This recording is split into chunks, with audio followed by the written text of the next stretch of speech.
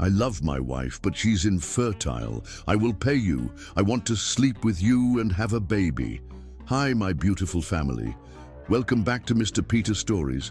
How are you, my precious and beautiful family? My heart is so full of gratitude for each and every one of you. I pray that today you feel nothing but love, peace, and divine blessings surrounding you. You are a gift, and I am beyond thankful to have you in my life. Before we begin, I want to take a moment to say a prayer for my amazing family. May your hearts always be filled with warmth, may your days be touched with joy, and may every step you take be guided by God's infinite love and grace. You all mean the world to me, and I pray that every challenge you face turns into a lesson that brings you closer to your dreams. My family, are you enjoying this journey we're on together? Your honest thoughts and feelings mean more to me than words can express. I truly want to hear from you. I've noticed that the likes aren't coming in the way they used to, just like 2 days ago.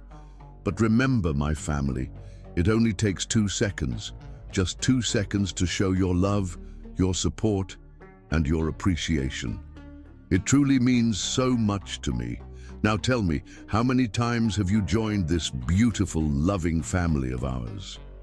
Let's make today a reminder of the love and care we have for each other. Your presence here fills my heart, and I am so excited to start today's story with all of you. Thank you for being here, and thank you for filling my life with your love. The Maynard estate sprawled across 30 acres of prime Connecticut real estate, a monument to old money and influence that had shaped the Northeast for generations. Inside the mahogany-paneled study, Marcellus Maynard stood with his back straight and his resolve unshakable as he faced his father. "I will marry her, father." His voice remained steady despite the storm of emotions churning within him. "With or without your blessing?"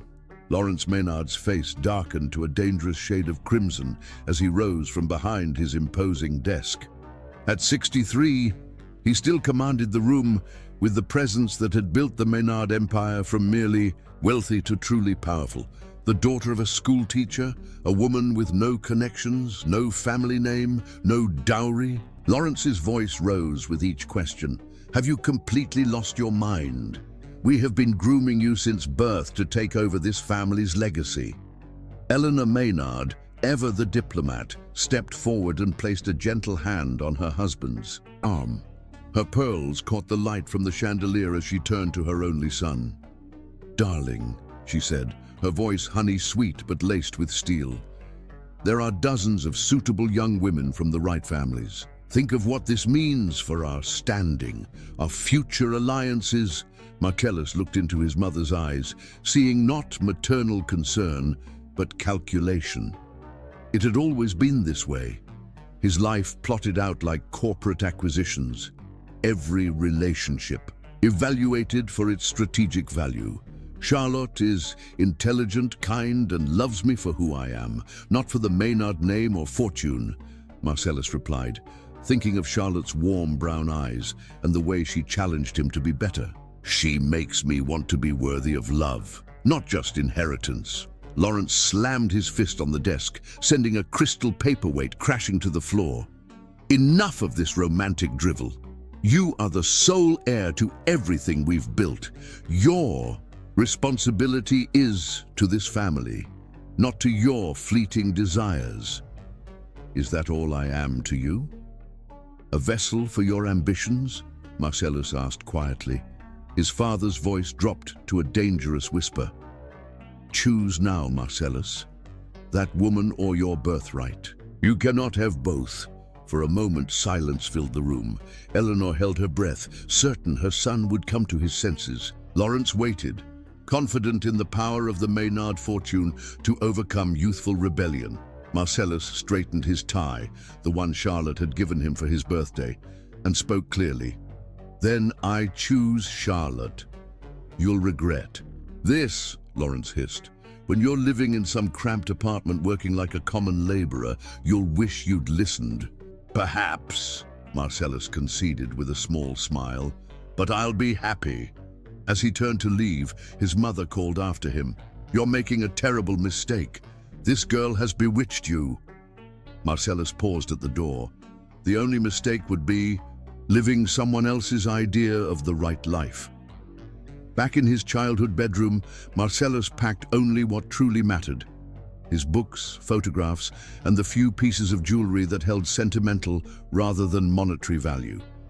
He touched the silk wallpaper one last time, remembering nights spent dreaming of a future that looked nothing like what he was now choosing. There was fear in his heart, certainly, but also a liberation that made his steps lighter than they had been in years. His phone buzzed with a text from Charlotte. "Whatever happened, I love you." Those 5 simple words crystallized his resolve. He'd grown up with wealth, but without the warmth Charlotte brought to every moment they shared. Her tiny apartment felt more like home than this mansion ever had. 3 weeks later, under an arch of wildflowers in Charlotte's parents' modest backyard, Marcellus and Charlotte exchanged vows. She wore a simple white dress that had belonged to her grandmother, altered by her mother's loving hands. Her dark hair was adorned with small daisies, and her eyes shone with unshed tears as she looked up at the man who had given up everything for her. Charlotte's father, a respected high school history teacher, had initially been suspicious of the wealthy young man courting his daughter. But watching them now, he saw what had been clear to everyone except the Maynards. This was no passing infatuation, but a love built on mutual respect and genuine connection. "I, Marcellus James Maynard, take you, Charlotte Elizabeth Bennet, to be my lawfully wedded wife," he said, his voice catching slightly as he slid his grandmother's ring onto her finger, the one heirloom his mother had given him before relations froze completely. "To have and to hold from this day forward, for better, for worse, for richer, for poorer." The traditional vows took on new meaning with each word. They both knew that for poorer was their immediate reality. When they kissed as husband and wife, surrounded by Charlotte's family and the handful of friends who had chosen loyalty to Marcellus over fear of the Maynard influence, Charlotte whispered against his lips, "I'll make sure you never regret this." Marcellus drew back just enough to look into her eyes. "Impossible.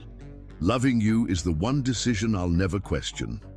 As they danced their first dance on the modest stone patio, Charlotte's father approached. He was a tall man with kind eyes that had seen enough of life to recognize what mattered. "You've made a brave choice, son," he said quietly. "Not many would walk away from what you had." "What I have now is worth more," Marcellus replied honestly. The older man nodded. "I believe you mean that. Just remember, wealth isn't evil, only what some do with it. Someday you might rebuild your fortune. When you do, remember this feeling, what it was like to choose love over power." That night, in the small hotel room they could barely afford, Charlotte lay with her head on his chest, listening to his heartbeat. "Are you afraid?" she asked softly, "of starting over with nothing?" Marcellus ran his fingers through her hair, marveling at how this woman had transformed his world in just 18 months. "Not nothing," he corrected, "with you." "I don't need the mansions or the yacht or the private jets," Charlotte assured him, propping herself up to look at him. "But I need you to be honest. Will you wake up one day and resent what you've given up?" Marcellus cupped her face in his hands. "Charlotte, my life before you was all acquisition and no meaning. I had everything and felt nothing. Now I have you, and I feel everything." He kissed her softly. "That's not a sacrifice. It's a liberation." As moonlight filtered through the thin curtains, they made plans for their future. Humble plans compared to the Maynard expectations, but wholly theirs. Charlotte would continue teaching elementary school, while Marcellus would use his business degree and connections, who remained loyal, to launch a consulting firm. "We'll build something together," Charlotte murmured, as sleep began to claim her. "Something that's ours, not handed to us. Something better," Marcellus agreed, holding her close as if she might disappear. "Something real." The next morning, as sunlight streamed through the windows, they began their new life together with nothing but love, determination, and the belief that they had made the right choice, the only choice that would lead to true happiness. Chapter 2. Building Dreams Together. 3 years passed in a blur of hard work, modest achievements, and a deepening love that surprised even Marcellus. Their apartment in the city was small but filled with warmth, Charlotte's bookshelves overflowing with her beloved classics, the mismatched furniture they'd collected piece by piece, and the walls adorned with photographs of their adventures. Together, Marcellus's consulting business had grown steadily, if not spectacularly. His Harvard education and natural business acumen served him well, but without the Maynard name opening doors, he had to prove himself with every client. Charlotte managed their finances with careful precision, stretching her teacher's salary and his variable income to not just survive, but occasionally thrive. On a crisp autumn evening, Charlotte arrived home to find the apartment transformed. Candles flickered on every surface, casting a golden glow over their modest living room. The scent of her favorite meal, coq au vin that Marcellus had learned to perfect, filled the air, and soft jazz played from their second-hand record. "Player, what's the occasion?" she asked, setting down her bag of student papers to grade. Marcellus emerged from the kitchen, uncorking a bottle of wine they'd been saving. 3 years ago today, I made the best decision of my life." Charlotte's eyes widened. "Our first date, I can't believe you remembered. The day you agreed to coffee after literally running into me at the library." Marcellus laughed, pouring 2 glasses of the ruby liquid. "How could I forget the woman who spilled tea all over my white shirt, then offered me her scarf to hide the stain?"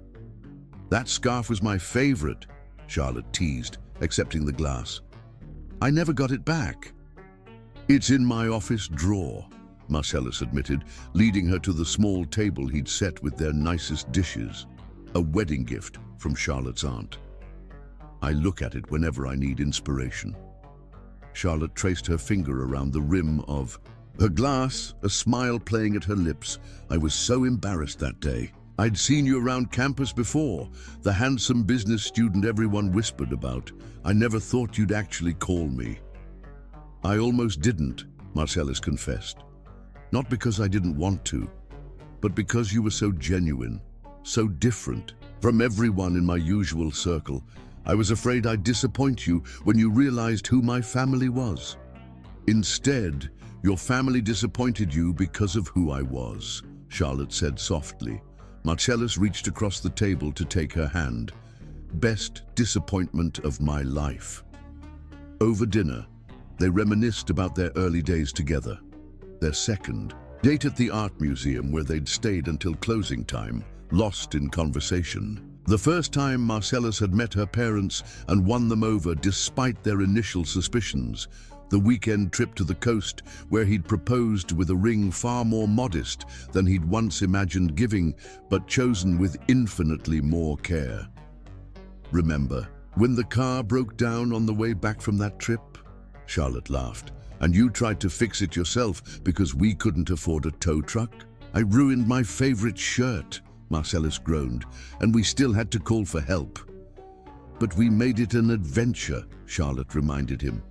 "We had a picnic on the side of the road, watched the sunset, and you said it was better than any 5-star restaurant your parents had ever taken you to." "I meant it," Marcellus said, his eyes soft with memory. "That's been the revelation of these years with you, that joy isn't found in luxury, but in moments of genuine connection." "I have news," Charlotte said as they finished their meal, a mysterious smile playing at her lips. Marcellus raised an eyebrow. "Good news, I hope." "The best," she replied, reaching for his hand across the table. "Henderson Tech accepted your proposal. Full consulting contract, 1 year with option to renew." Marcellus nearly dropped his wine glass. Henderson was exactly the kind of mid-sized but growing company he'd been targeting, large enough to Give his firm stability, but not so massive that they wouldn't take a chance on him. How did you find out before me? He asked, stunned. Charlotte's eyes danced with mischief. Margaret Henderson called the apartment when you were out. Apparently, she was very impressed by the polished young man with innovative ideas that didn't require bleeding their budget dry. Marcellus laughed, remembering how he'd stayed up 3 nights straight preparing that proposal with Charlotte, bringing him coffee and reviewing his presentation until they both could recite it from memory. We did it, he said softly, the reality sinking in. This could be the turning point for the firm. Charlotte squeezed his hand. You did it. I just believed in you. No, Marcellus insisted, pulling her up from her chair and into his arms. We did it. Every success I have is built on your support, your brilliance, your faith in me. They swayed gently to the music, their small apartment forgotten as they held each other close. There's something else, Charlotte whispered against his chest. Marcellus pulled back to look at her face, seeing something new in her expression. A luminous joy, tinged with nervous anticipation. What is it, love? Charlotte took his hand and placed it gently on her still flat stomach. We're going to need a bigger apartment. For a moment, Marcellus couldn't speak, couldn't breathe. Then, as understanding dawned, he lifted Charlotte off, her feet in a careful embrace, spinning her around while she laughed. A baby, he whispered as he set her down, his hands cradling her face. We're having a baby, Charlotte nodded, tears of happiness spilling onto her cheeks. 12 weeks along. I wanted to be sure before I told you. Marcellus dropped to his knees, pressing his face against her abdomen.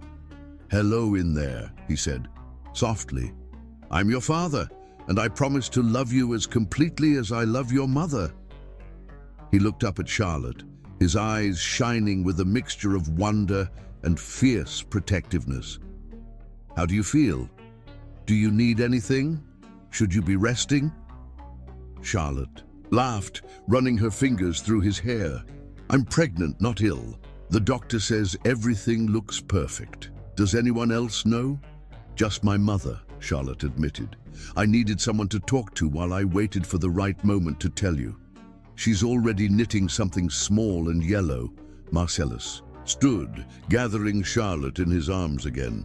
We're going to be parents, he said, the reality sinking in with each repetition. You and me responsible for a whole new person. Terrifying, isn't it?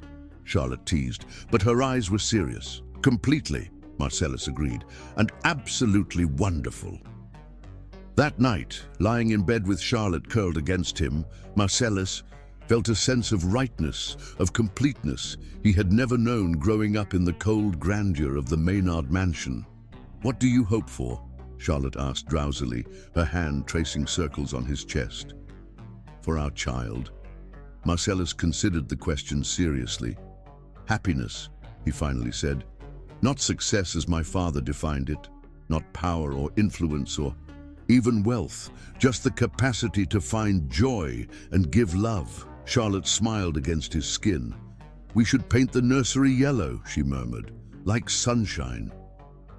Like happiness, Marcellus agreed, picturing their child growing up surrounded by warmth and laughter rather than the formal, sterile rooms of his own childhood. And books, lots of books.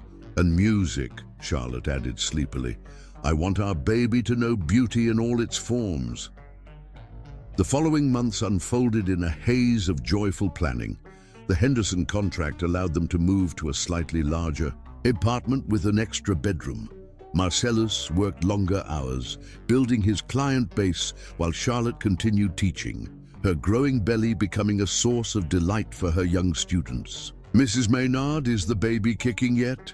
They would ask, wide-eyed with fascination.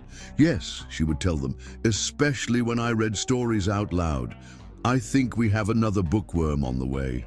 On weekends, they transformed the small second bedroom into a nursery, painting the walls the promised sunshine yellow.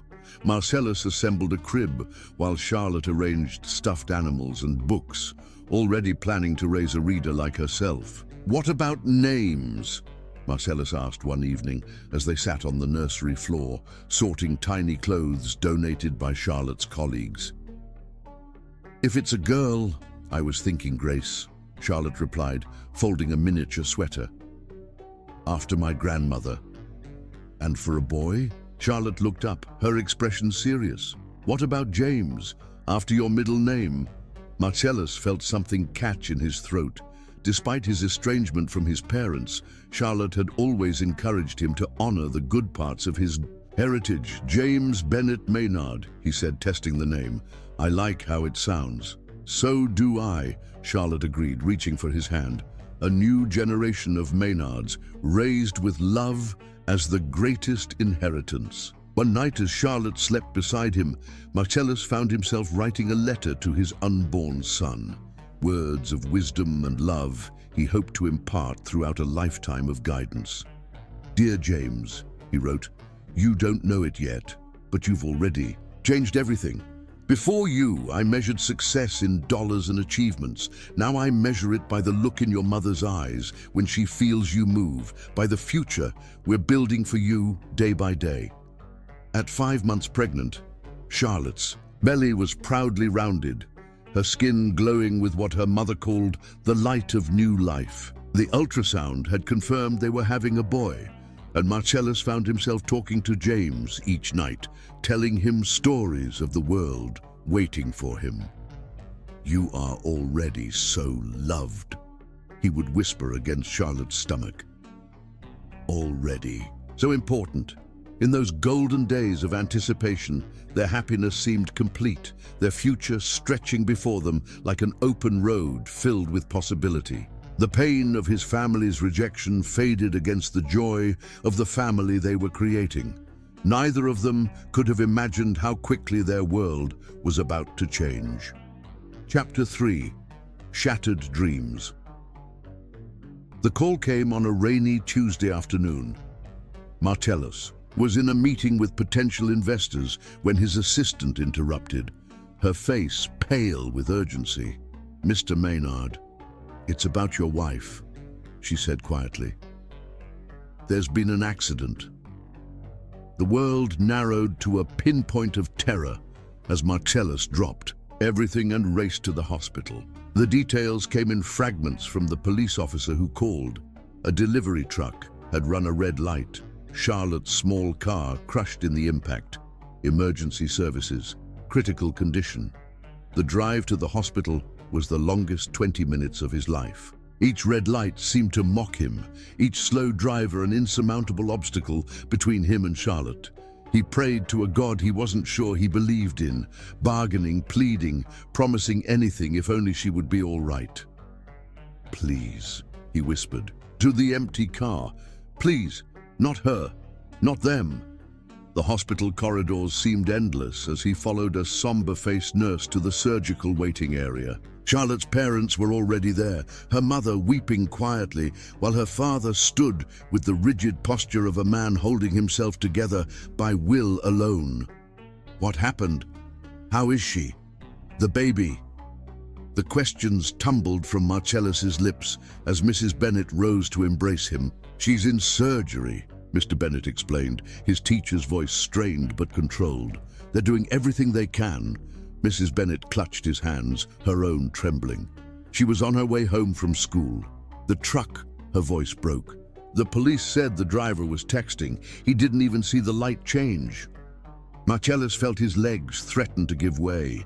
He sank into a chair, his mind racing with images of Charlotte trapped in twisted metal, afraid and in pain, calling for him when he wasn't there. "The doctors said she was conscious when they brought her in," Mr. Bennett continued, sitting beside Marcellus. "She was asking for you. She was worried about the baby. Worried about the baby even when her own life was in danger." That was Charlotte, always thinking of others first. Marcellus closed his eyes, remembering how just that morning she had placed his hand on her rounded belly to feel James kicking, her smile radiant with anticipation for their future. The next 4 hours were the longest of Marcellus's life. He It paced the waiting room, alternating between desperate prayer and bargaining with whatever higher power might be listening. He would give anything: his business, his remaining connections to his family fortune, his own health, anything to see Charlotte walk through those doors whole and smiling again. At one point, Mrs. Bennet pressed a styrofoam cup of coffee into his hands. "Drink," she instructed gently. "You need your strength for when she wakes up. When, not if."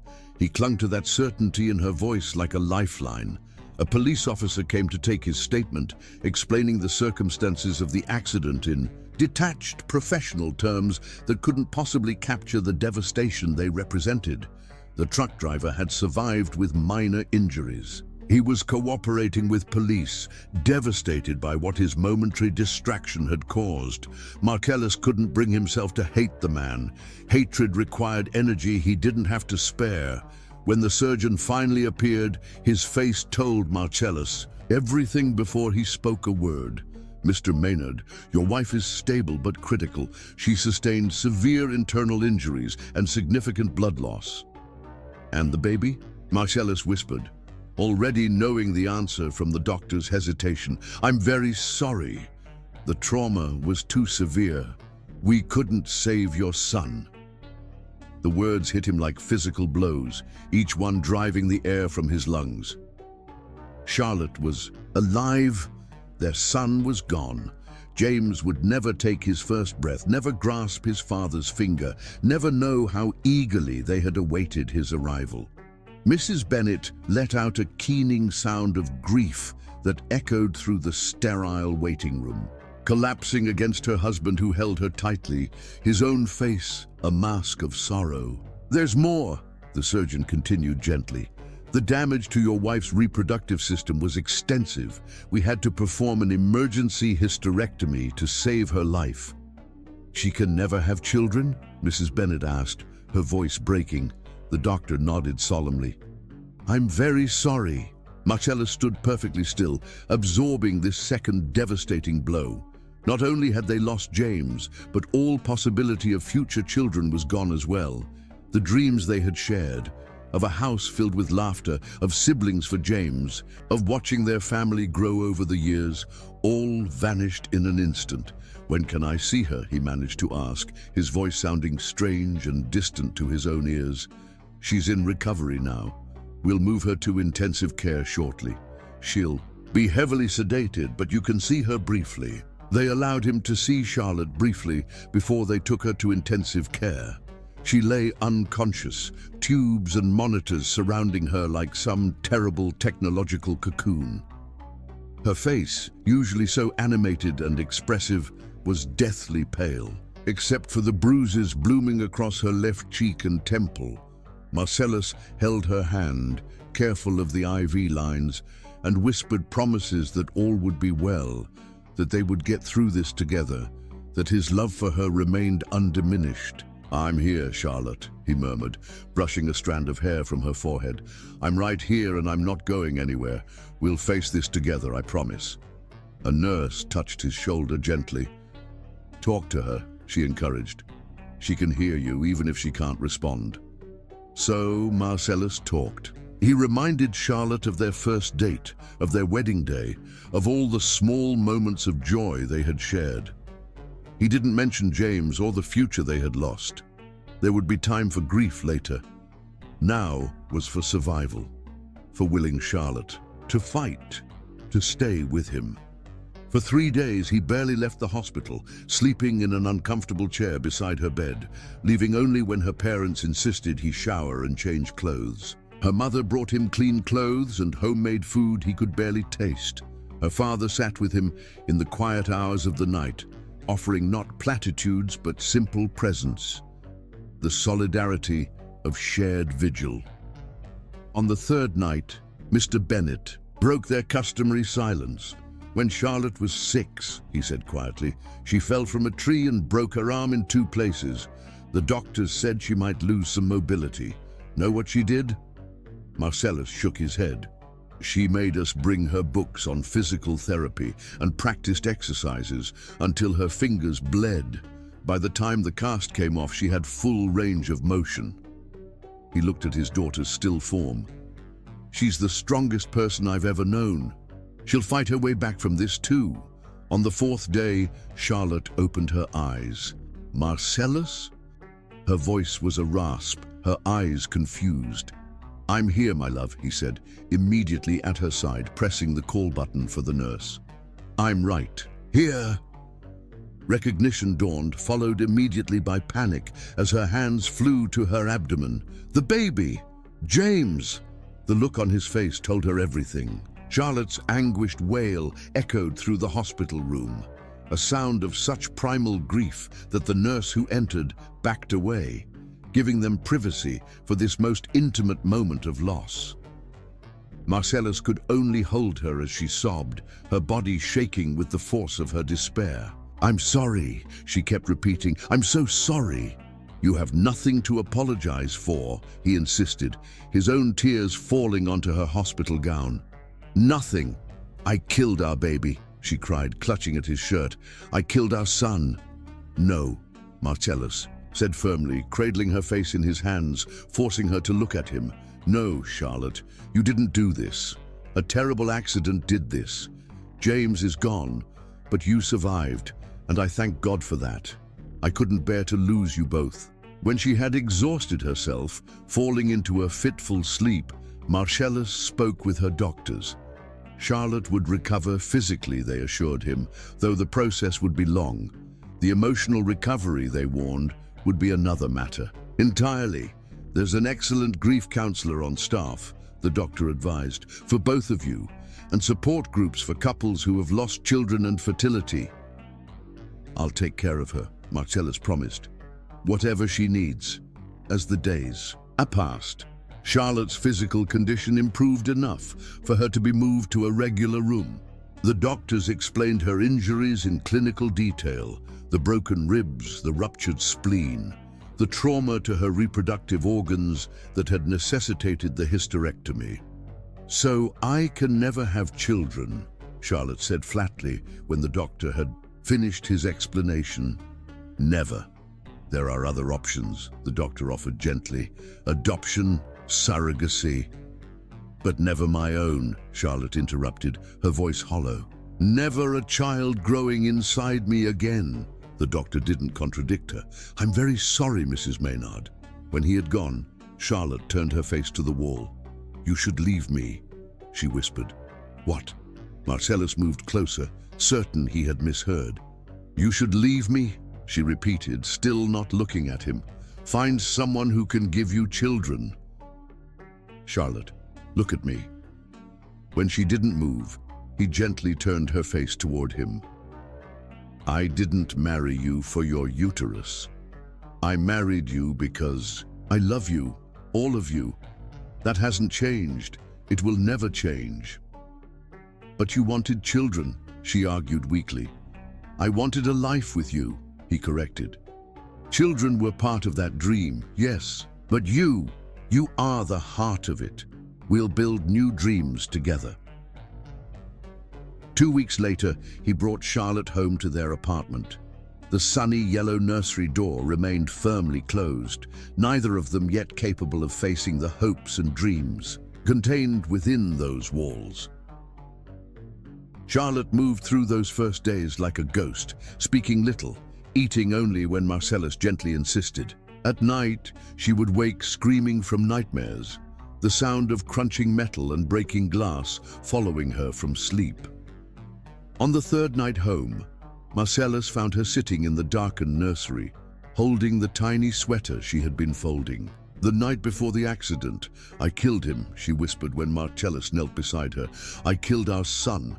No, Marcellus said firmly, taking her hands in his. No, Charlotte, a reckless driver killed our son.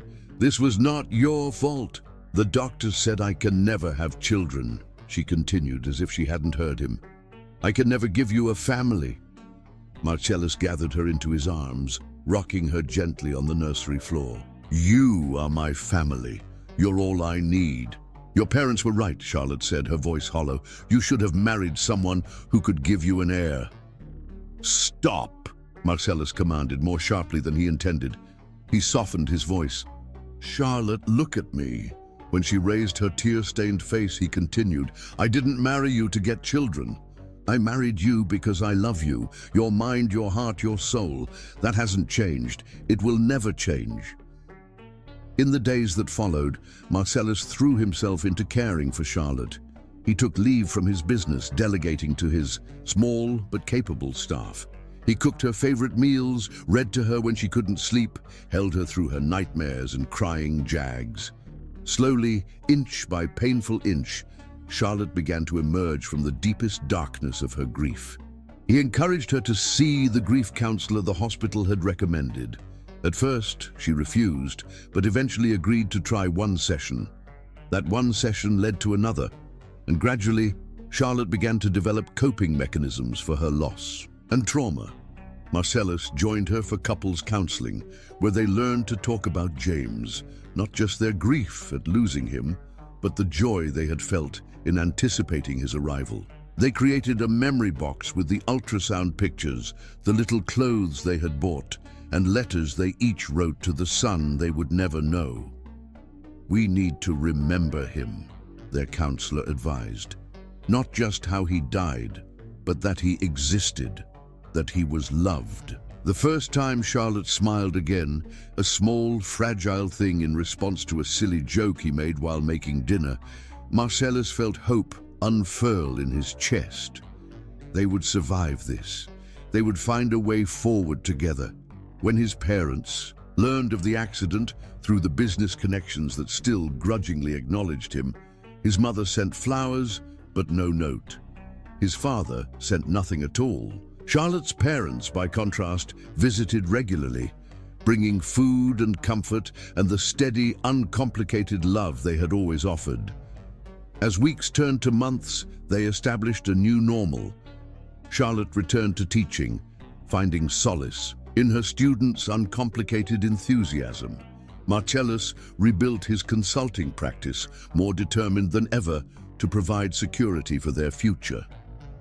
They never told his family about Charlotte's infertility. When pressed about when they would try again for a child, Marcellus would simply say, "We're taking time to heal."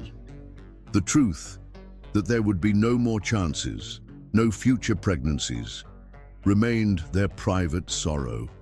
On the anniversary of the accident, they finally emptied the nursery together, donating the unused baby items to a women's shelter. As Charlotte carefully wrapped the crib mobile in tissue paper, she looked at Marcellus with clear eyes. "I want us to be happy again," she said. "I think James would want that too." Marcellus nodded, swallowing the lump in his throat. "We will be. Different, but happy."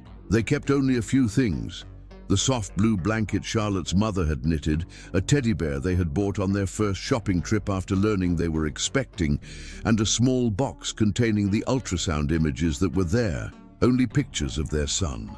That night, for the first time in a year, they made love, gentle and tender, reaffirming their connection, healing in its own way. Afterward, Charlotte lay with her head on his chest, listening to his heartbeat just as she had on their wedding night. "We'll be okay," she whispered, and for the first time, Marcellus believed it might be true. Chapter 4. Reconciliation and Ultimatum. Nearly 2 years after the accident, Marcellus received an unexpected call from his mother. His father had suffered a major heart attack and was asking for him. Despite the years of estrangement, despite the pain of rejection, Marcellus found himself driving to the family estate the same day, Charlotte's hand steady in his. "You don't have to come," he had told her when the call came. "After the way they treated you, they're your family," Charlotte had interrupted gently. "And you're mine. Where you go, I go." The Maynard mansion seemed smaller as they drove through, the gates less imposing than in his memories.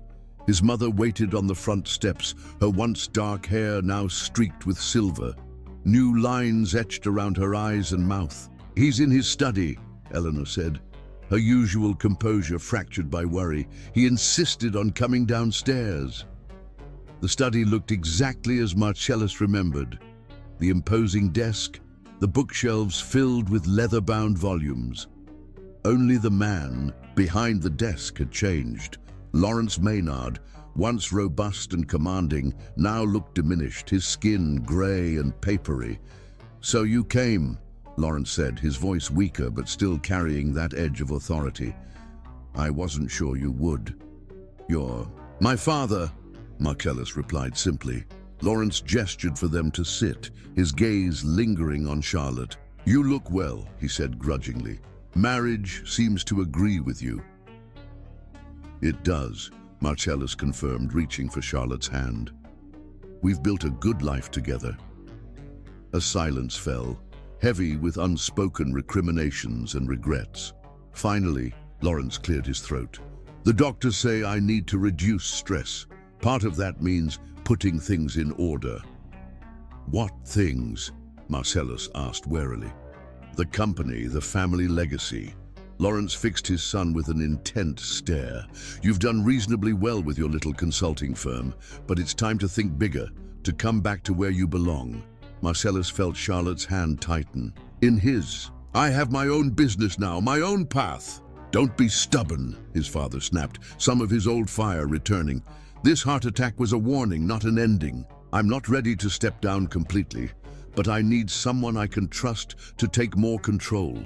That someone should be you." "And what about Charlotte?" Marcellus asked pointedly. Eleanor stepped forward from where she had been hovering near the door. "We're prepared to accept your marriage," she said, as if bestowing a great favor. "Water under the bridge." Charlotte remained silent beside him, but Marcellus could feel the tension in her posture. He knew what this apparent olive branch was, costing her, the humiliation of being accepted by people who had rejected and demeaned her. "That's a start," Marcellus said cautiously, "but we would need to be clear about boundaries, about respect." They talked for another hour, negotiating the terms of this tentative reconciliation. Marcellus would consult on major company decisions, while maintaining his own business. He and Charlotte would attend family events. In return, his parents would treat Charlotte with the respect due to their daughter-in-law. As they prepared to leave, Lawrence called Marcellus back for a private word. Charlotte exchanged a glance with her husband, then followed Eleanor to the foyer. "One thing we didn't discuss," Lawrence said once they were alone. "Children. The Maynard line needs to continue.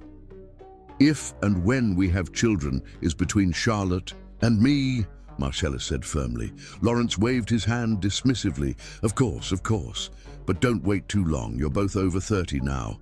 Time doesn't stop for sentimental considerations." "We'll have children when we're ready," Marcellus repeated, unwilling to share the painful truth of Charlotte's condition. In the car driving home, Charlotte was unusually quiet. "Are you okay?" Marcellus asked, reaching for her hand. "They don't." "No, do they? About the accident, about me not being able to have children?" Marcellus shook his head. "No, I didn't think it was their business." Charlotte turned to look out the window, her reflection in the glass, showing her troubled expression. "So they've accepted me now, thinking I'll give them grandchildren to continue their precious bloodline. What happens when they learn the truth?" "We'll cross that bridge when we come to it," Marcellus assured her. "For now, let's just try to navigate this new relationship one step at a time." The reconciliation progressed slowly over the following months. Sunday dinners at the mansion became a regular, if sometimes tense, occurrence. Eleanor made visible efforts to engage Charlotte in conversation, asking about her teaching career with what seemed like genuine interest. Lawrence focused on grooming Marcellus to eventually take over more responsibilities at Maynard Enterprises, while grudgingly acknowledging the success of his son's independent business ventures. Then came the family gathering that changed everything. The Maynards hosted their annual summer party, a lavish affair that served as both social event and business networking opportunity. For the first time, Charlotte and Marcellus attended as honored guests rather than estranged relations. Charlotte looked radiant in a simple but elegant blue dress. her natural grace drawing admiring glances from the assembled society figures. Marcellus couldn't help but feel proud as he watched her charm person after person, her genuine warmth a refreshing contrast to the calculated social maneuvers typical of these events. Lawrence approached them as the evening was winding down, pulling them aside to the private terrace. "I've been watching you two tonight," he said, his voice gruff with what might have been approval. "You make a good team, better than I expected." "Thank you, Father," Marcellus replied, surprised by the almost compliment. "Which brings me to an important matter." Lawrence looked around to ensure they weren't overheard. "The board is pushing for clarity on succession. I'm not getting any younger, and after this heart episode, they want reassurance." "I understand," Marcellus said cautiously. "What are you proposing?" "I want to name you as my official successor, not just unofficially, but with a proper announcement, a timeline for transition."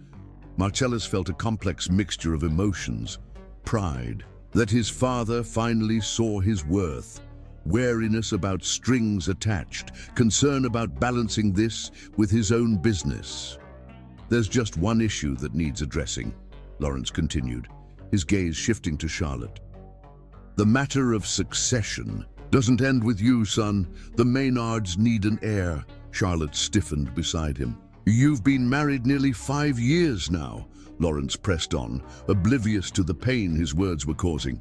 "It's time to think about the next generation." "Father, that's a private matter," Marcellus said firmly. "Not when it concerns the family legacy," Lawrence countered. "Let me be blunt. If Charlotte can't or won't provide an heir, you need to consider other options." "What are you suggesting?" Marcellus asked, his voice dangerously calm. Lawrence held his gaze steadily. "I'm suggesting that without a child to continue the Maynard line, I cannot in good conscience name you as my successor. The board would never accept it." "You're giving me an ultimatum," Marcellus stated. "Have a child or lose the company." "I'm being practical," Lawrence corrected. "Family businesses survive through generations. Without that continuity, what's the point?" "And if we can't have children?" Marcellus challenged. Lawrence's expression hardened. "Then difficult decisions will need to be made about the future of this family and this company." From the doorway, Eleanor called for her husband, unaware of the tension she was interrupting. Lawrence excused himself, leaving Marcellus and Charlotte alone on the terrace. "I'm sorry," Marcellus said immediately, turning to Charlotte. He had no right to say those things, but Charlotte wasn't looking at him. Her gaze was fixed on the garden below, where Lawrence was now speaking with his brother-in-law and nephew, the next in line for succession if Marcellus failed to produce an heir. "He doesn't know," she said softly, "but it doesn't matter. The result is the same." On the drive home, Charlotte broke their tense silence. "I won't be the reason you lose your birthright, not again." "Charlotte, no, Marcellus, listen to me." Her voice was calm, resolved. "I've been thinking about this for a while, ever since we started reconciling with your family. There are options for us to have a child. We've discussed adoption." "That's not what your father meant by continuing the Maynard line," Charlotte interrupted. "He wants your biological child, and there's a way for that to happen: surrogacy." Marcellus nearly swerved off the road. "Surrogacy. Charlotte, that's a valid option," she finished for him. "My eggs were destroyed, but your contribution could create a child with a surrogate, a child that would be biologically yours." "Our child would be whoever we love and raise, biological or not," Marcellus insisted. Charlotte placed her hand on his arm. "I know that, but this is about more than just us now. It's about your legacy, your future with the company you were born to lead." "I don't care about the company if the price is your happiness," Marcellus said fiercely. "My happiness is bound up in yours," Charlotte replied simply. "Just promise me you'll think about it, for both our sakes." Chapter 5. Love's sacrifice. In the weeks following Lawrence's ultimatum, Charlotte found herself drawn to the Maynard mansion when Marcellus was working late. She told herself it was to build bridges with Eleanor, but in truth, she was searching for something, understanding perhaps, or resolution. On a warm Thursday afternoon, she arrived unannounced and found not Eleanor but Lawrence in the garden. Surprisingly alone, without his usual retinue of assistants, he looked up from his newspaper, clearly startled by her presence. "Charlotte, is something wrong? Is Marcellus—" "Marcellus is fine," she assured him quickly. "I was hoping to speak with you, privately." Lawrence gestured to the chair opposite his. "Please." Charlotte sat, gathering her courage. "I need to tell you something that Marcellus doesn't want you to know." Lawrence's eyebrows rose. "Go on." "The accident 2 years ago, I didn't just lose our baby." She took a deep breath. "The injuries were severe. I can never have children." The silence that followed was heavy with implication. Lawrence's expression shifted from surprise to calculation to something that might have been pity. "I see," he said finally, "and Marcellus has chosen to stay with you knowing this." "He has," Charlotte confirmed, "because he loves me. But I won't let him sacrifice everything for me, not again." "What are you proposing?" Lawrence asked, his businessman's instinct sensing a negotiation. "Surrogacy," Charlotte said firmly. "A child biologically Marcellus's, born through a surrogate, raised by both of us as our own." Lawrence studied her face. "And you would accept this? Another woman carrying your husband's child?" "I would prefer it to watching Marcellus lose his birthright because of me," Charlotte replied honestly, "but he refuses to consider it. He thinks it would hurt me too much." "Would it?" Charlotte looked away, unable to maintain her composure under his piercing gaze. "Of course it would hurt, but love means putting someone else's happiness above your own." "Even at such a cost?" Lawrence pressed. "Even then," Charlotte said softly, "especially then." Lawrence nodded slowly, a new respect dawning in his eyes. "You truly love my son, more than anything." "Then we understand each other," Lawrence said. "But Marcellus must never know about this conversation." Charlotte agreed, rising to leave, but Lawrence's voice stopped her. "You would have made an excellent Maynard, even without the proper pedigree." It was perhaps the closest thing to approval she would ever receive from him. As she drove home, Charlotte's phone rang, a call she'd been dreading. Pulling over, she answered with a forced steadiness in her voice. "Dr. Winters, do you have my test results?" The news was worse than she'd feared. What she had dismissed as fatigue and stress-related symptoms were actually indicators of advanced pancreatic cancer. The doctor's words, 6 months to a year, echoed in her mind as she sat in her parked car, watching normal life continue around her. "There are treatment options we should discuss," Dr. Winters was saying, but Charlotte barely heard him. "I'll make an appointment," she promised mechanically, ending the call before emotion overwhelmed her. For several minutes, she simply sat there, absorbing the death sentence she had just received. Her first thought was not for herself, but for Marcellus. How this would destroy him after all they had already endured. Losing a child had nearly broken him. Losing his wife would shatter the careful healing they had managed. "No," she whispered to herself. "No, he can't know, not yet." That evening, Charlotte waited until after dinner to broach the subject of surrogacy again. They sat on their small balcony, watching the city lights emerge as dusk fell. With her diagnosis heavy on her mind, but carefully hidden, Charlotte's motivations had shifted drastically, no longer just about securing Marcellus's inheritance, but about leaving him with a family when she was gone. "I've been thinking more about what your father said," she began carefully. Marcellus frowned. "I wish you wouldn't. His outdated obsession with bloodlines isn't worth your concern." "But what if he's right in a way?" Charlotte persisted. "Not About my worth being tied to my ability to bear children, but about the importance of family continuity? Charlotte, please, hear me out. She took his hands in hers, knowing she was now fighting for his future happiness after she would be gone. I've researched surrogacy extensively. It's a genuine option for us. We could find someone we both trust, someone who understands this would be a gift, not a business transaction. And you would be comfortable with that? Marcellus asked skeptically.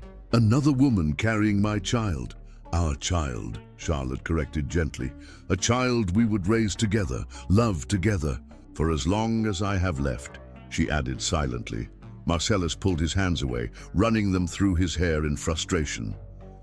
I can't ask this of you. The emotional toll alone, you're not asking. I'm offering. Charlotte moved to kneel before him, forcing him to meet her eyes. When you chose me over your family, it was the most selfless act of love I've ever known. Let me do this for you now. Let me help secure your future, your legacy. My legacy is the life we build together, Marcellus insisted, not some corporate empire or family name. It can be both, Charlotte said softly. Please just consider it. For me.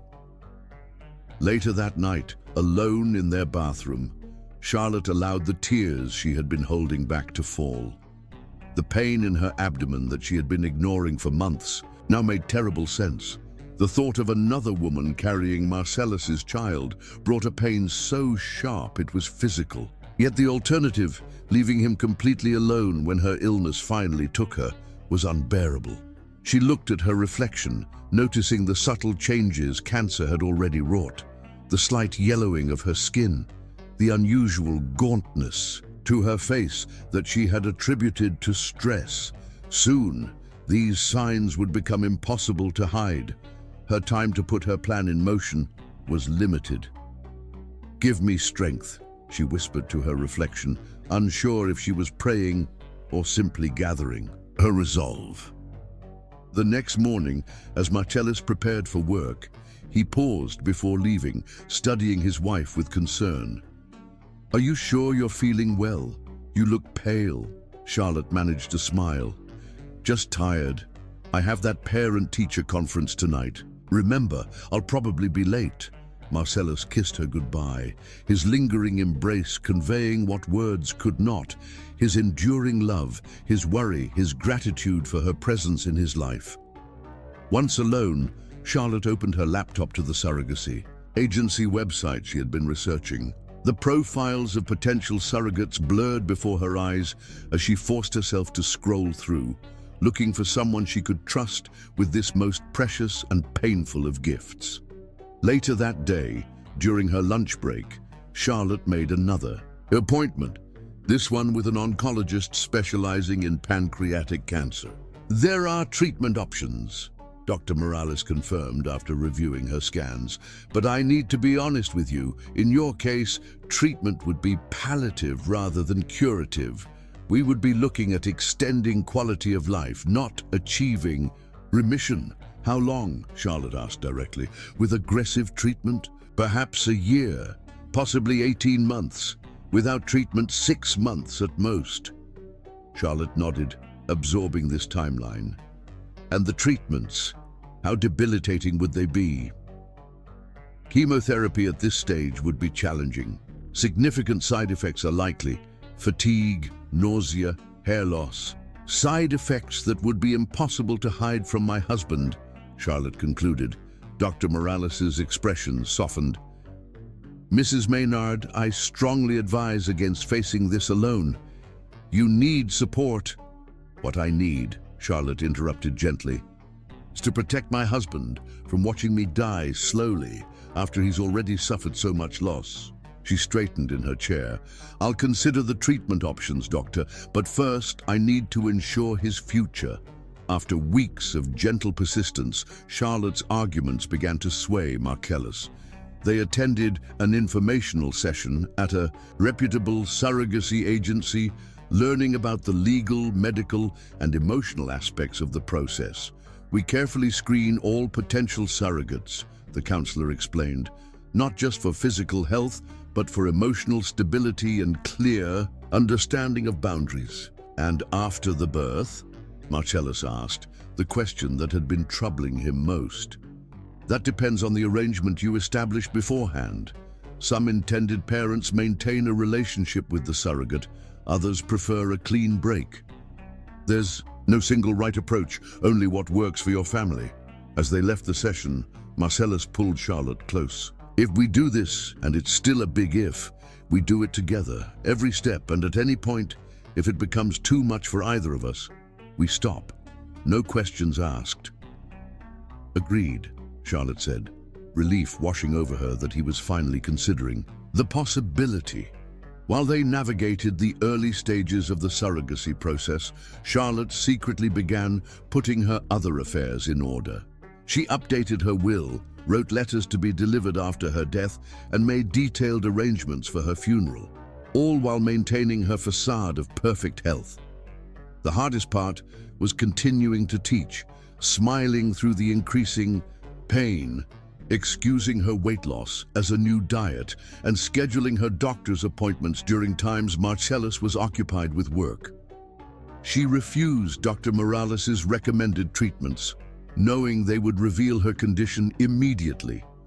Instead, she focused on ensuring Marcellus would have a child to love when she was gone. They began the process slowly, interviews with potential agencies, consultations with fertility specialists, discussions about finances. The costs were substantial, but with Marcellus's increasing involvement in the family business and their own savings, it was manageable. Then came the most difficult part, choosing a surrogate. The agency presented several candidates who matched their preferences, but none felt right until they met Nadia. Chapter 6. Nadia's story. Nadia Johnson's day began like most others. Too early, too rushed, and with the gnawing anxiety about money that had become her constant companion since her father's death. At 26, she should have been focused on finishing her graduate studies in psychology, not juggling 3 part-time jobs while fending off increasingly aggressive debt collectors. "Mom, did you take your medication?" she called, sliding a plate of toast toward her mother, who sat at their small kitchen table, bills spread before her.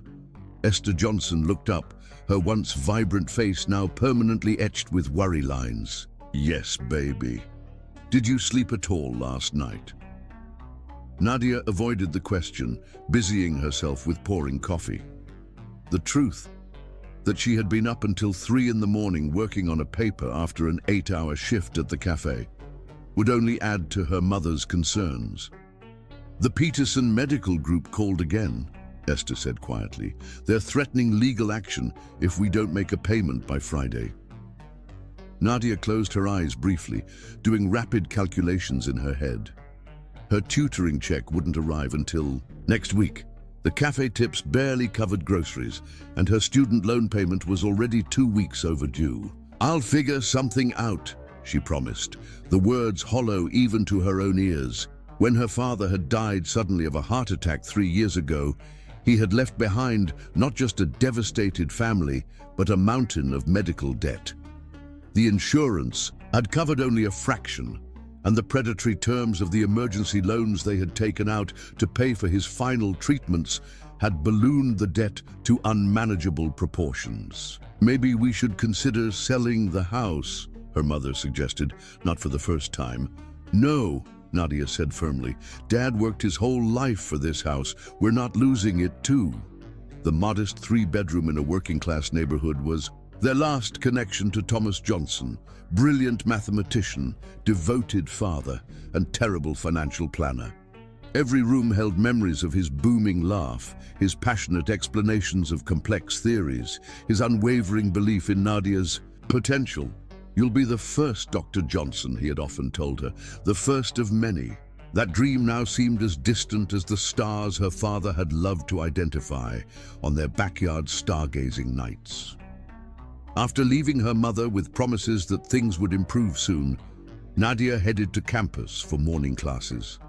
Then to her, research assistant position, followed by an evening shift at the cafe, was the By the time she collapsed into bed that night, she had earned exactly 86,47, a pitiful sum against the thousands they owed.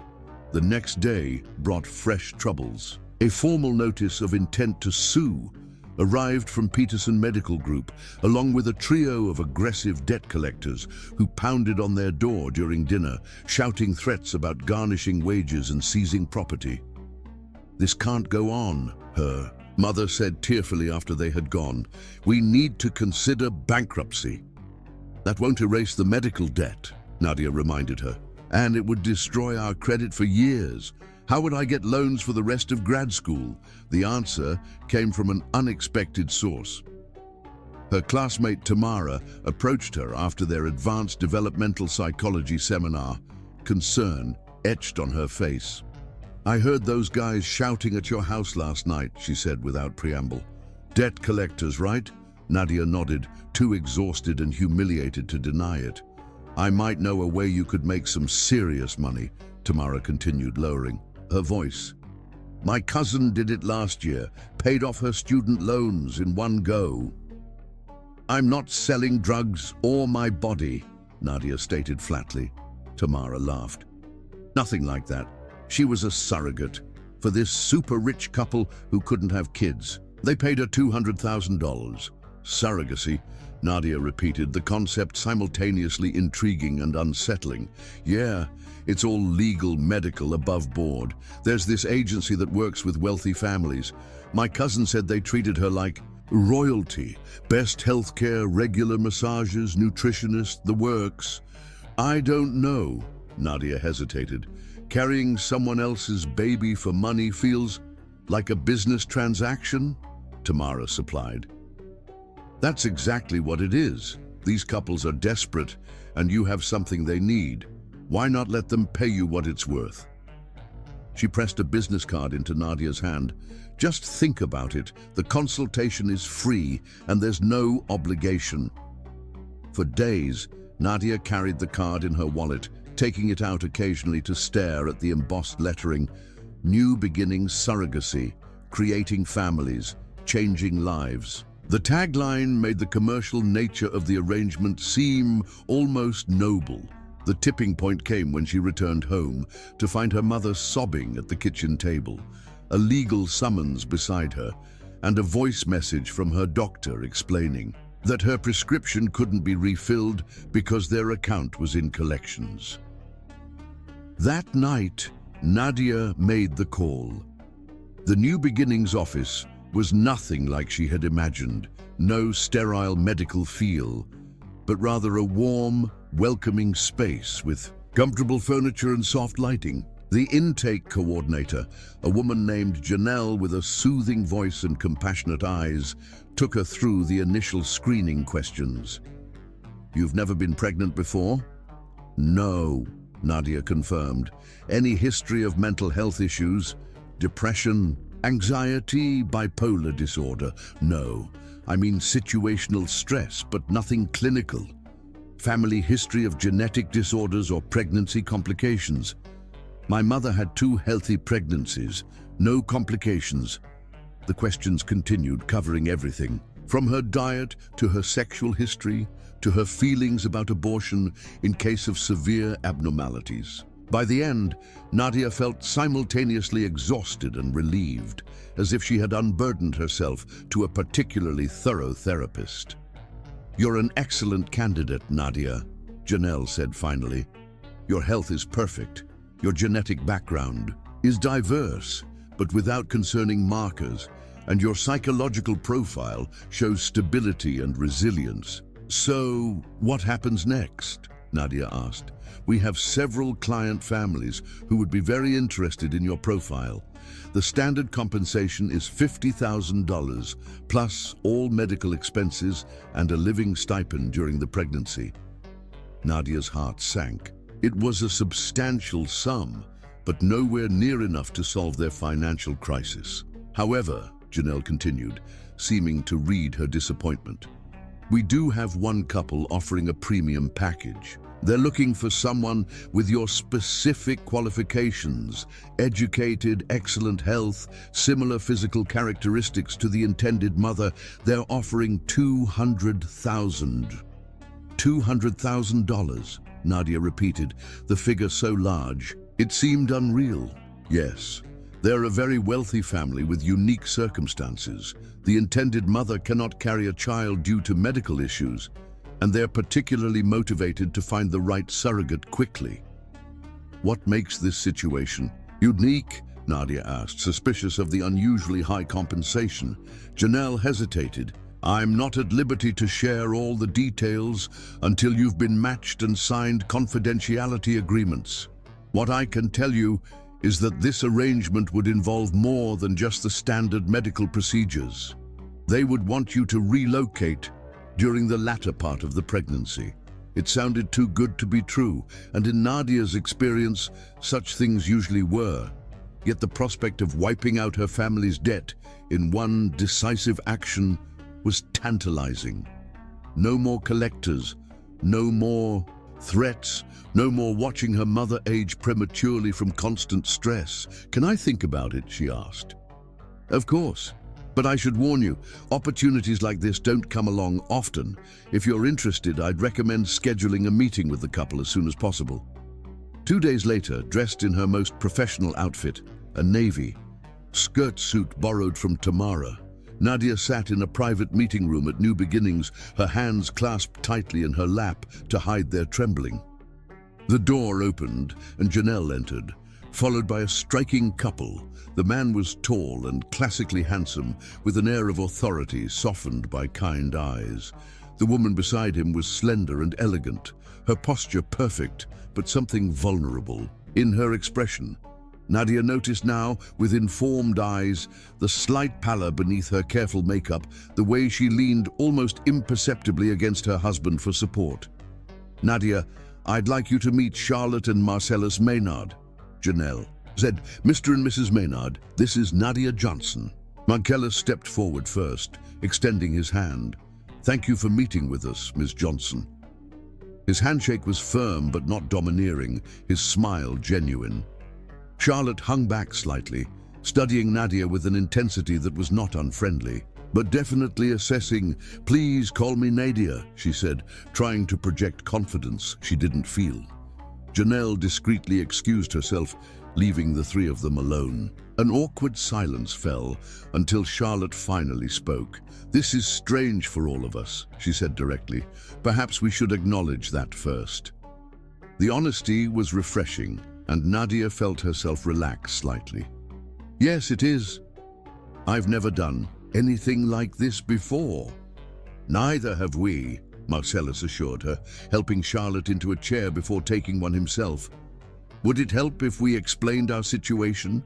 Why we're seeking a surrogate? Nadia nodded, grateful for the straightforward approach. For the next hour, Charlotte and Marcellus shared their story, their romance against his family's wishes, their struggle to build a life together, the tragic accident that had taken their unborn son, and Charlotte's ability to have more children. Charlotte spoke with composed grace, but Nadia noticed she omitted any mention of her current illness. Marcellus remained completely unaware that his wife was dying. My husband's family has expectations, Charlotte explained carefully. A biological heir is important to them, but more than that, we genuinely want to raise a child together, to create a family, to leave Marcellus with something of herself when she was gone, Nadia realized, reading between the lines of Charlotte's carefully chosen words. And you're offering $200,000? Nadia confirmed, still stunned by the figure. Marcellus nodded. We understand it's a significant commitment, physically, emotionally, and logistically. The compensation reflects that, especially the relocation part, Charlotte added. We would need you to move to London for the final trimester and birth. London? Nadia echoed. As in England? Yes. We have family connections there, and the privacy would be beneficial. What Charlotte didn't say, but Nadia suspected, was, that London would keep Marcellus far from home during Charlotte's final decline. "I should be honest with you both," Nadia said. "Deciding transparency was the best approach. My primary motivation is financial. My father died leaving substantial medical debt, and my mother and I are struggling. This money would change our lives." Instead of being put off by her candor, both Charlotte and Marcellus seemed to appreciate it. "Thank you for your honesty," Marcellus said. "There's no shame in acknowledging the financial aspect. This arrangement would benefit us all, just in different ways." Charlotte leaned forward, her gaze direct and sincere. "But I need to ask you something important, Nadia. Beyond the money, how do you feel about pregnancy itself, about helping create a life you would then entrust to others?" The question caught Nadia off guard, forcing her to consider aspects beyond the financial calculation. "I've always wanted children someday," she answered slowly. "But right now, my focus is on finishing my education and establishing my career. I believe in family, in different forms. If I could help create one for you, while securing a better future for my own family, that feels meaningful to me." Charlotte's expression softened. "That's a beautiful way to look at it." As the meeting concluded, Marcellus handed Nadia a business card with his private number. "Take some time to think about this. Talk to your family. Research surrogacy thoroughly. This isn't a decision to make lightly." As Charlotte stood to leave, Nadia noticed the almost imperceptible wince of pain she quickly masked with a smile.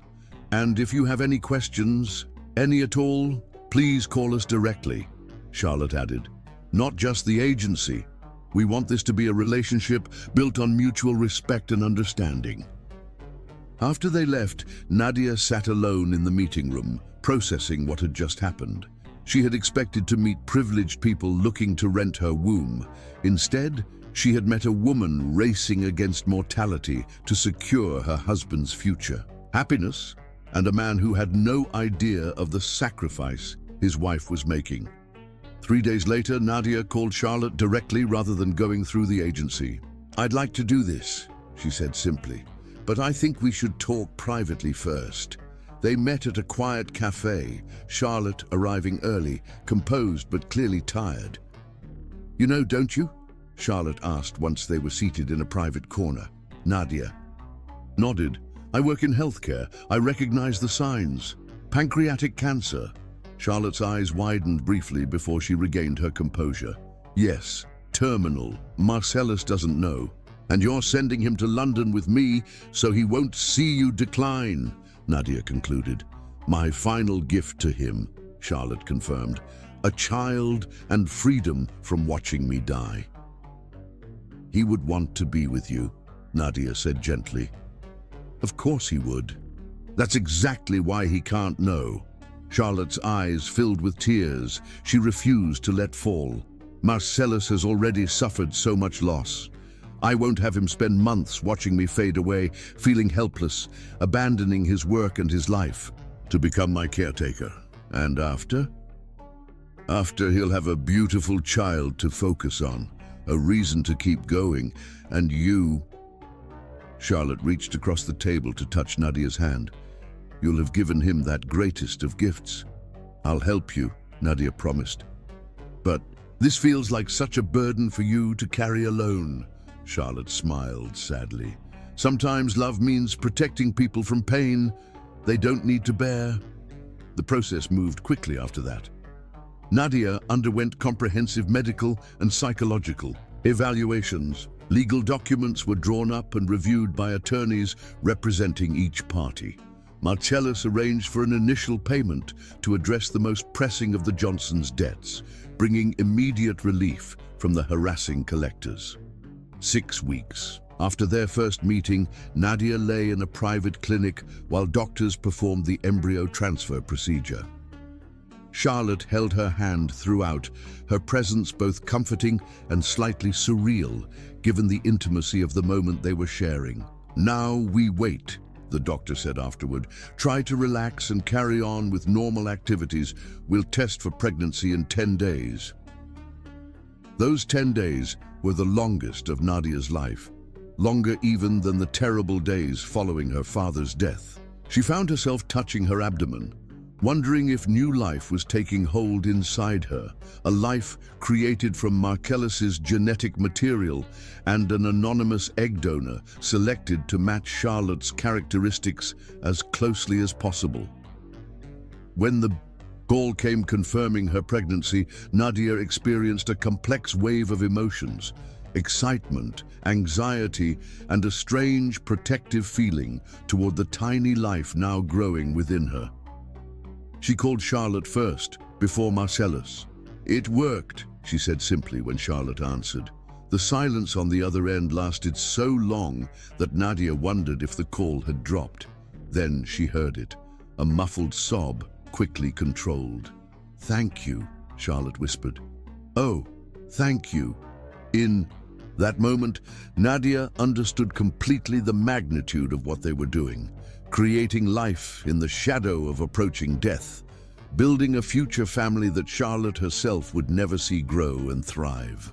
"I promise," Nadia said impulsively, "I'll tell your child about you someday, if Marcellus allows it." "Just love them," Charlotte replied. "That's enough." Chapter 7. The arrangement, the London flat, exceeded every expectation Nadia had formed. Located in a stately Georgian building overlooking Regent's Park, it offered luxury beyond anything she had experienced. High ceilings adorned with intricate moldings, furniture that managed to be both elegant and comfortable, and windows that filled the rooms with golden light. "This is where I'll be staying?" she asked Marcellus as he showed her around, unable to keep the awe from her voice. "This is your home for the next 3 months," he confirmed. "The master suite is yours. I'll take the guest room." Nadia paused, surprised. "You're staying here too?" "Of course," Marcellus replied. "Charlotte and I promised you wouldn't be alone through this. Since she can't join us yet, I'll be here to ensure you have everything you need." The arrangement was unexpected, but not unwelcome. Despite her independent nature, the thought of navigating pregnancy in a foreign country, completely alone, had been daunting. "What about your business? The family company?" "Everything can be managed remotely," Marcellus assured her. "And this," he gestured toward her rounded belly, "this takes priority over everything else." Life in London settled into a comfortable routine. Mornings began with prenatal yoga sessions led by an instructor who came to the flat. Afternoons were often spent in nearby Regent's Park, Marcellus walking beside Nadia as she marveled at the meticulously maintained gardens. Evenings brought quiet dinners prepared by the housekeeper, followed by conversations that stretched long into the night. They talked about everything: Nadia's hopes for her career in psychology, Marcellus's complicated relationship with his family legacy, books they had read, places they dreamed of visiting. The only subject they carefully avoided was Charlotte and why she hadn't joined them. "She'll be here soon," Marcellus would say whenever Nadia gently pressed. "She's just finalizing some things at home." One evening in her 6th month, while they sat in the flat's cozy library, Nadia finally asked the question that had been troubling her. "Marcellus, is everything okay with Charlotte? It seems strange that she hasn't visited at all." Marcellus looked up from his book, a flicker of concern crossing his face. "She's just very busy with work. The school year is particularly demanding right now." "But you video chat with her almost every day. Can I join sometime?" "I'd love to speak with her directly." "Of course," Marcellus said quickly. "I'll ask her tomorrow." But somehow the joint video call never materialized. Charlotte was always just finishing a meeting or about to head to bed. Nadia began to suspect something wasn't right, but respected their privacy enough not to push too hard. What neither Nadia nor Marcellus knew was that Charlotte's condition was deteriorating faster than her doctors had predicted. On her private calls with Marcellus, she used makeup to hide her pallor, carefully positioned lighting to disguise her weight loss, and summoned every ounce of energy to appear normal. To Charlotte, this deception was her final act of love, protecting Marcellus from witnessing her decline, ensuring he focused on the future rather than her approaching death. As her 7th month of pregnancy began, Nadia's connection to the baby grew stronger. Though she had always been clear about her role as a surrogate, she couldn't help but feel protective of the little life growing inside her. She began talking to the baby, sharing stories about Charlotte and Marcellus, creating a bond that transcended biological connection. Marcellus encouraged this, often sitting beside her as she read aloud from children's books Charlotte had sent from home. "This way," he explained, "the baby will recognize your voice and feel comfortable with you, even though you won't be raising them."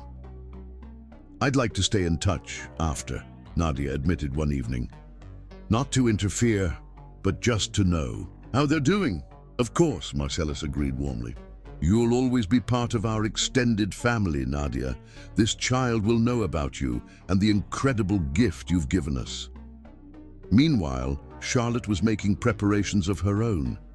Between doctor's appointments and increasingly necessary rest periods, she wrote letters, dozens of them addressed to Marcellus and their unborn child, to be opened at significant moments in the future. First steps, first day of school, graduations, wedding days, milestones she knew she would never witness. She also prepared a final letter for Marcellus, explaining everything, her diagnosis, her decision to keep it from him, her hopes for his future with their child.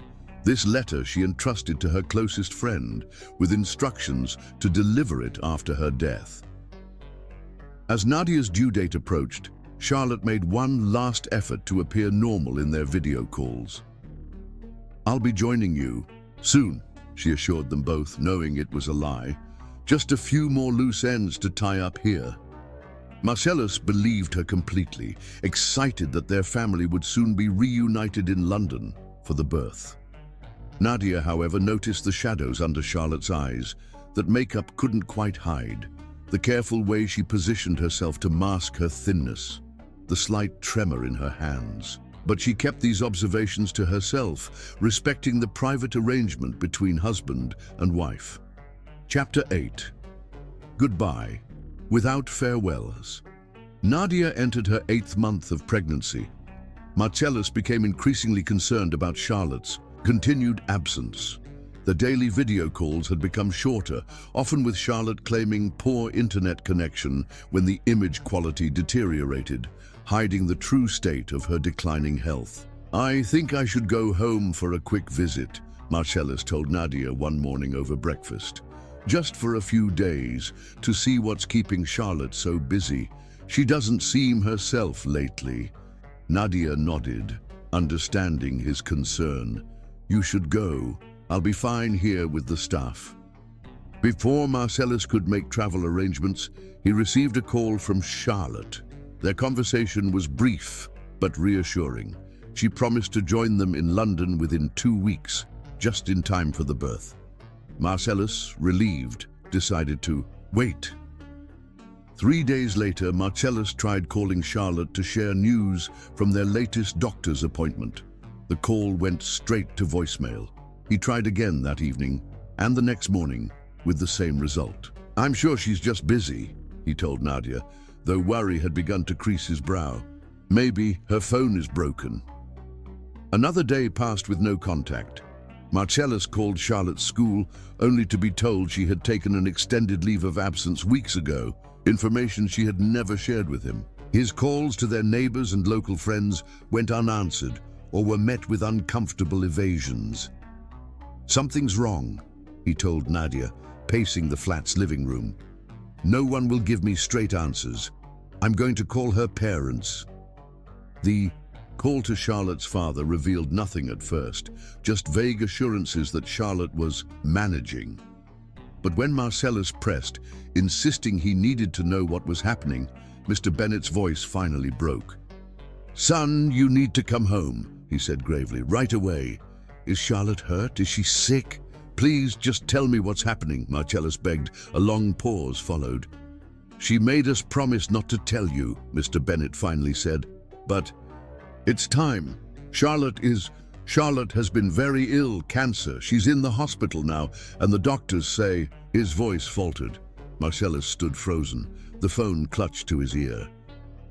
Cancer? That's not possible. She would have told me.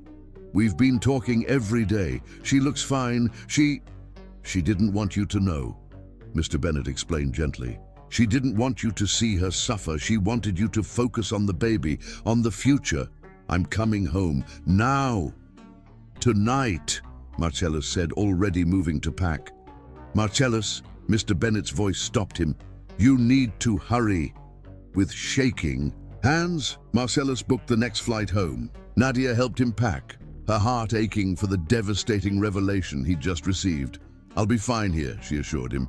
Go to Charlotte. That's where you need to be. I'll call you as soon as I know more, Marcellus promised, embracing her briefly before rushing out the door. But Marcellus never made it to Charlotte's side. 6 hours into his flight, somewhere over the Atlantic, Charlotte slipped away quietly in her hospital room, surrounded by her parents and closest friends. But without the husband she had so desperately tried to protect from her suffering. When Marcellus finally landed and turned on his phone, it flooded with messages. He called Charlotte's father immediately, hope still clinging desperately to his heart. Dad, I just landed. How is she? The silence that answered him was confirmation. Enough. I'm so sorry, son. She's gone about 4 hours ago. It was peaceful. She wasn't in pain. Marcellus collapsed into a chair in the arrivals terminal, oblivious to the crowds flowing around him. I didn't get to say goodbye, he whispered. She never let me say goodbye. She left something for you, Mr. Bennet said gently. A letter. She made us promise to give it to you first thing. The next hours passed in a blur, the taxi ride to the hospital where Charlotte's body still lay, the devastating sight of her so small and frail in death, nothing like the vibrant woman in their video calls. Her parents gave him the sealed envelope with his name written in Charlotte's elegant script, then left him alone with her. Marcellus sat beside Charlotte's body, holding her cold hand, his mind unable to reconcile this reality with the daily conversations they'd been having. With trembling fingers, he opened her letter. My dearest Marcellus, it began. By the time you read this, I will be gone. I know you're probably angry that I kept my illness from you, that I sent you away when you would have wanted to stay by. My side, please try to understand that this final deception was born of the deepest love. The letter explained everything. Her diagnosis 6 months earlier, her decision to pursue surrogacy immediately, her choice to send him to London with Nadia so he wouldn't witness her decline. She wrote of her love for him, her certainty that the child they had created would bring him joy in his darkest hours of grief, her hopes that he would eventually find happiness again. I've arranged for our child to have pieces of me, she wrote, letters for birthdays and milestones, mementos I've collected. But most importantly, I've given our child you, the best father, the most loving man I've ever known. Live fully, my love. That's how you'll honor me best. Marcellus read the letter 3 times, tears blurring the words before calling Nadia. She's gone, he said simply when Nadia answered. She's been sick the whole time, dying, and she never told me. Oh, Marcellus, Nadia's voice caught. I'm so sorry. I need to arrange the funeral, he continued mechanically. It might be a week before I can get back to London. Take whatever time you need, Nadia assured him. I'm not due for another month. Everything is fine here. But as Marcellus ended the call, he realized with crushing certainty that nothing would ever be fine again. Chapter 9. Life and Death. The days following Charlotte's death were a blur for Marcellus, making funeral arrangements accepting condolences from friends and colleagues who had known about her illness when he hadn't, trying to comprehend the elaborate deception Charlotte had orchestrated out of love. She made me promise not to tell you, Charlotte's friend Susan explained tearfully at the funeral reception. She said you'd drop everything to be with her, and she couldn't bear the thought of you watching her suffer. That wasn't her decision to make, Marcellus said bitterly, though part of him understood Charlotte's reasoning. She had always protected him, sometimes too fiercely. Charlotte had planned her own funeral down to the smallest detail. The music, the flowers, even the black suit Marcellus would wear, which she had purchased and left hanging in their closet with a note pinned to the lapel. This one brings out your eyes. Remember, no black tie. You know, I always thought they were too somber. Her thoughtfulness from beyond the grave both comforted and devastated him. She had prepared for every eventuality except the one that mattered most to him, the chance to say a proper goodbye. His parents, surprisingly, provided steady support through the funeral and its aftermath. Lawrence Maynard, normally so reserved, embraced his son with genuine compassion. She was extraordinary, Lawrence admitted, to do what she did, to think of your future even as she faced her end. I was wrong about her, son.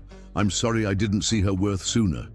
2 weeks after the funeral, as Marcellus was beginning to sort through Charlotte's belongings, a task that felt like losing her all over again, he received an urgent call from London. Marcellus, it's Nadia. I think you should come back. Lishani, doctor says the baby might come early. He was on a plane that night, grief temporarily pushed aside by the urgent need to be present for the birth of Charlotte's final gift to him. When he arrived at the London flat, he found Nadia calmly packing a hospital bag. The contractions are still irregular, she explained. But the doctor thinks I might be in early labor. I'm glad you made it back. Thank you for calling me, Marcellus said, taking her hand impulsively. For everything, Nadia. I don't know how I would have managed these past months without you. They arrived at the hospital just as Nadia's contractions intensified. What followed was 18 hours of labor, with Marcellus remaining by her side, throughout, holding her hand, wiping her brow, encouraging her through each contraction. In those hours of shared struggle, something shifted between them. A deepening of trust, of mutual respect, of understanding that transcended their unusual arrangement. Finally, in the quiet hours of early morning, their son was born, healthy, strong, with a powerful cry that filled the delivery room. He's perfect, Nadia whispered, as the nurses placed the baby on her chest for a brief moment before taking him for examination. Thank you, Marcellus said, his voice breaking as he looked at his son. This miracle born of tragedy and sacrifice and unexpected friendship. Charlotte would have loved him so much. When the nurses returned with the cleaned and swaddled infant, they naturally handed him to Marcellus. He cradled his son with reverent care, studying the tiny features for traces of Charlotte, finding them in the shape of the baby's eyes, the curve of his lips. What will you name him? Nadia asked softly. Marcellus didn't hesitate. James, he said. James Bennett Maynard. Charlotte chose it months ago, his voice caught. It was in her letter. For the next 2 days, Marcellus and Nadia established an unexpected co-parenting rhythm in the hospital. Though they had planned for Marcellus to take full responsibility for the baby immediately, Nadia's natural instinct to nurture and Marcellus's overwhelming grief created a partnership neither had anticipated.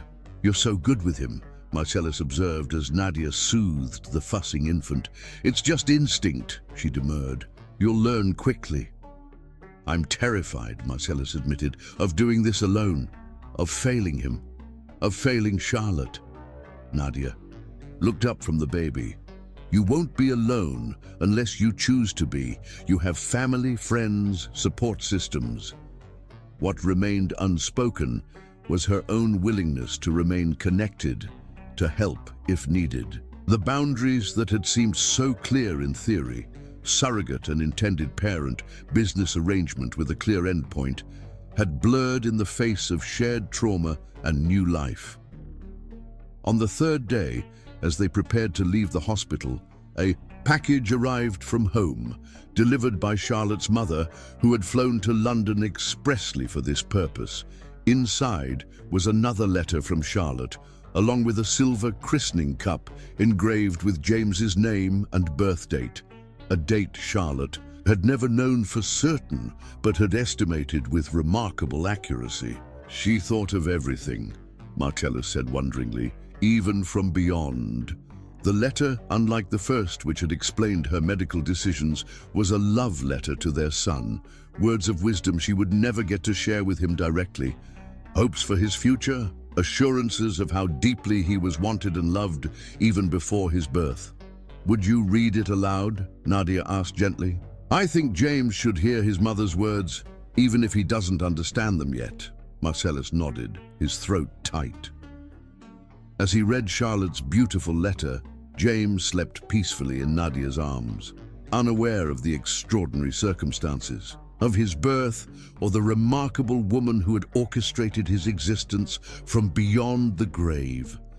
When they left the hospital, the press was waiting, not British tabloids, but American business journalists who had somehow learned of Lawrence Maynard's heir being born abroad under unusual circumstances.